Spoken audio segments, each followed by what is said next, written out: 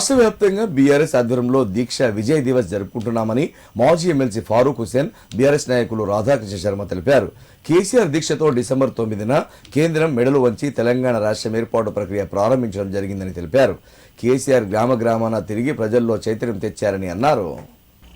దీక్ష విజయ్ దివస్ సందర్భంగా సిద్దిపేటలోని తెలంగాణ తల్లి విగ్రహానికి బీఆర్ఎస్ నాయకులు పాలాభిషేకం చేశారు. అనంతరం ప్రభుత్వ ఆసుపత్రిలో పండ్లు పంపిణీ చేశారు. అంబేద్కర్ విగ్రహానికి పూలమాలలు వేసి నివాళులర్పించారు. కార్యక్రమంలో మాజీ ఎమ్మెల్సీ ఫారూక్ హుసేన్, బీఆర్ఎస్ రాష్ట్ర కార్యదర్శి రాధాకృష్ణ శర్మ నాయకులు పాల్గొన్నారు.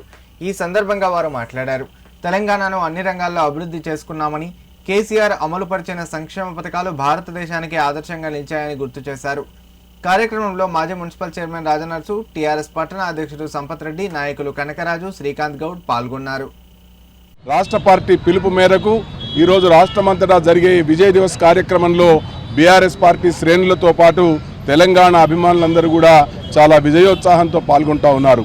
నవంబర్ 29 నాడు దీక్ష ప్రారంభించినటువంటి కేసీఆర్ గారు తెలంగాణ రాష్ట్రాన్ని సాధించే వరకు కేసీఆర్ చచ్చుడో తెలంగాణ వచ్చుడో అనేటువంటి నినాదంతో మరి ఆనాడు ఆమరణ నిరాహార దీక్షకు కూర్చున్నటువంటి కేసీఆర్ గారు డిసెంబర్ 9 నాడు ప్రకటన వచ్చే వరకు కూడా అన్నాహారాలు మాని రాష్ట్ర ప్రజలందరూ కూడా మా నాయకుడికి ఏమవుతుందో, మా నాయకుడు బతికుంటాడా లేదా, తెలంగాణ రాష్ట్రాన్ని సాధిస్తాడా లేదా అని చెప్పి ఆందోళన చెందుతున్నటువంటి సందర్భంలో మరి డిసెంబర్ 9 నాడు కేంద్ర ప్రభుత్వం మెడలు వంచి తెలంగాణ రాష్ట్ర ప్రకటన వచ్చే విధంగా చేసి విజయాన్ని సాధించినటువంటి రోజు కాబట్టి ఈరోజు విజయ్ దివస్గా మేము సంబరాలు జరుపుకుంటా ఉన్నాం.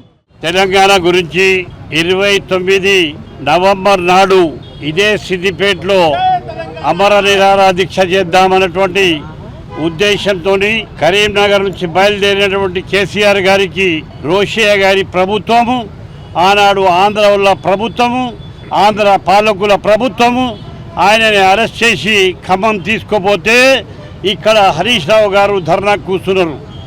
అటువంటి ధర్నా కేసీఆర్ గారు ఖమ్మం నుంచి అరెస్ట్ చేసి నిమ్స్కు తరలిస్తే నేను సస్తా కానీ ఇక్కడ మందులు తీసుకోను, ఇక్కడ ఎలాంటి ఫుడ్ తీసుకోను అని చెప్పి ధర్నా చేసినటువంటి సంఘటన తెలుసు. 9 డిసెంబర్ నాడు కేంద్రంలో రాత్రి పార్లమెంట్ జరుగుతూ ఉన్నది. కేసీఆర్ గారు చేసినటువంటి ధర్నాకు కేంద్రం లొంగి అనౌన్స్ చేసినటువంటి దినం 9th డిసెంబర్ నాడు అని చెప్పి చెప్పగా తప్పదు. ఆ 9th డిసెంబర్ నాడు అనౌన్స్ చేసిన తర్వాత కేసీఆర్ గారికి ఆనాడు ఉన్నటువంటి నాయకులు పోయి ఆయనకు నిమ్మరసం ఇచ్చి ఆయన చేసినటువంటి ధర్నా విరమించిండు.